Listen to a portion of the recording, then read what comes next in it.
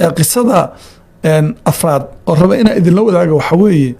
ظلمك والظلمات ما أنت قيامة الدون كان قفك الظلم السماية ولا على المريع قصة وحوي نين وحكشي كي عربة وحيري ودن كعراق يا سوريا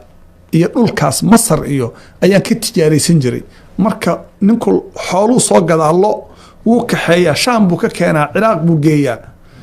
مصر بوغيا مركاسو كتاجرا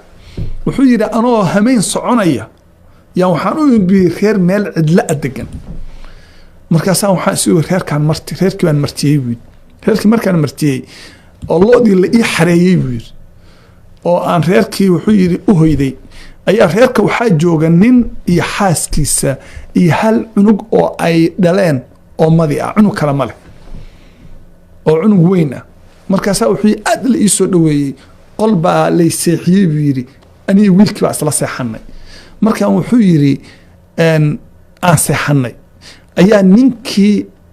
horta ninkii baa isla cashaynay markaasaan sheekaysanay markaas waxaan ku iri yiri nin taajir abaan ahay oo maal qabeen ahoo lacag badan iyo waxaan wata xoolo oo asaasan ka ganacsadaa xaaskiisii buu soo markay sariirta isla seexdeen buu u sheegay markaas waxay tii war ninkan qariibka ah oo qof yaqaan u soo jirin oo ciladan ka cakufaya aan dillo xoolahana aan ka qaadan markaas uu yina ilaahay ka cabso ninkan waa amartay markaas tii war yaa og aan dillo xoolahan aan ka qaadano say u bushgaraynayso oo u waday bay ka dhaadhicisay markay ka dhaadhicisay ayuu wuxuu yiri qisada ninkii baa ka sheekeeyey sababtoo ah sheekadii iyo dadka ku dhacday iyo wixii dhan waa la yaqaanaa gadaal marka loo fiiriyo wuxuu yiri markii aan seexanay iyo waxay ku heshiiyeen ninka in hameen barkii la qabto isagoo hurda madaxa wax loo geliyo la gowraco banaanka loo jiido la duugo xoolahana la qaato ninkii nin miskiin abu ahaa oo daacad ah markii xoogaa la gami rabay buu wiilkii la hadlay markaasuu wuxuu ku yiri adeer dhaxan xun baa haysee daaqada adaa dhalinyaro seexo dhinaca kale ii bedel dhinacii buu u bedelay wiilkii daaqadu seexday ninkiina dhinacaasu seexday ninkii iyo habartii baa soo galay wiilkoodii oo daaqada hurda ilaa meesha ninku seexday buu ogaa ayaa madaxa inta wax loo geliyay baa la gowracay madaxii baa la gooyay gaf markaas banaanka loo bixiyay banaanka markii loo jiiday oo la damcay in la duugo dayixi baa ku dhacay mise waa wiilkii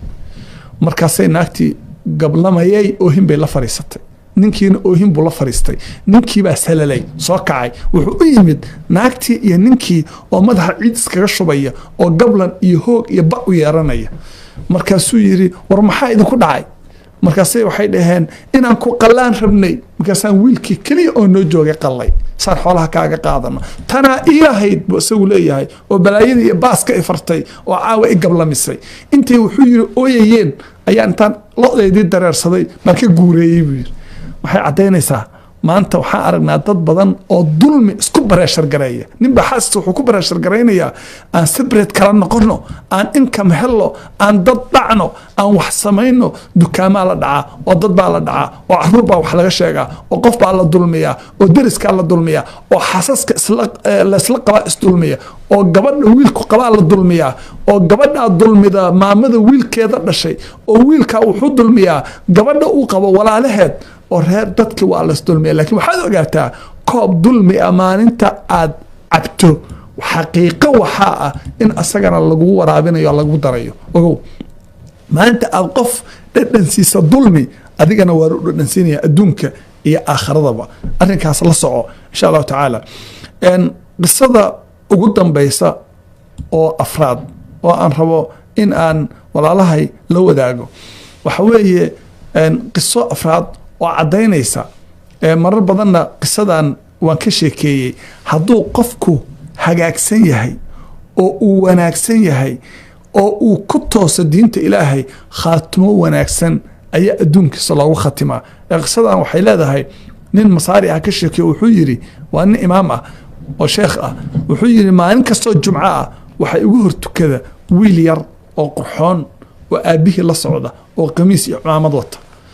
jumcadii dambaan waayey buu jumcadii labaad ayaan aabihii arkay buu saa waxaan ku iri wiilkaagii ma aana arag jumcadan iyo jumcadii hore ee maxaa dhacay markaasuu ilmeeyey ilmaa tiri laka tiri markaasuu wuxuu yiri waqtigaa dhammaanaya wuxuu yiri ma ogid kama ooyin canuga suu ku dhintay ee waxaan ka ooyay wixii aan ka arkay markuu dhimanayay markaasaan iri maxaad ka aragtay markaasuu wuxuu yiri wiilkan 15 sano jiray wiil baari abu ahaa laakiin wuxuu ahaa ahludiin wuxuu samayn jiray buu yiri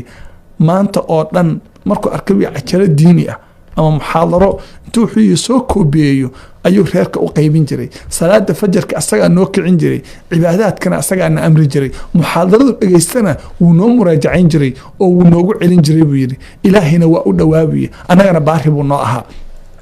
jumcadii la soo dhaafay buu yiri ayaan wuxuu yiri subaxii 9 subaxnimo wuxuu yiri aabba waxaan rabaa waan degdegayaay inaan masaajidka u hormaro baan rabaa markaas aan iri orod wuxuu yiri asagoo ordayo laamiga goynaya ya baabuur ku dhacay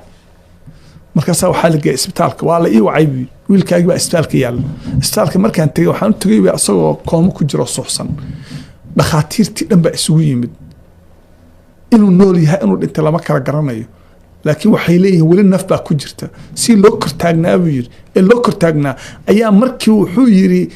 jumcadii la gaaray oo masaajidkii uu ku tukan jiray laga aadaamay oo muadinku yiri Allahu akbar ayuu wiilkii farta kor u qaaday wuxuu yiri Allahu akbar si muadinki ashhadu an la ilaha illa Allah si ashhadu an la ilaha illa Allah ashhadu anna muhammadar rasulullah ashhadu anna muhammadar rasulullah hayya ala as-salah لا حول ولا قوة إلا بالله حي على الفلاح لا حول ولا قوة إلا بالله الله أكبر مركو لا إله إلا الله ولا إله إلا قعنت أصلا دعدي بي خاطيت وحده مو فعنا ساري ما فعنا عنين نفتينا ويك بحري خاتمه وناكسن هذا الدون كدلاشد